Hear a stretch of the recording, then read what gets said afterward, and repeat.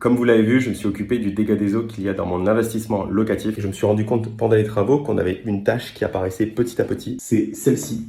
Donc en fait, on avait une petite tache qui commençait à remonter. Sachant qu'on est dans l'entrée, donc en soi, il n'y a pas d'arrivée d'eau, sauf effectivement de l'autre côté où on a une arrivée d'eau avec l'eau chaude, l'eau froide pour le robinet. Et là également, on avait le mur qui était endommagé. Côté également, on avait ici un petit peu d'humidité qui venait de ce côté-là.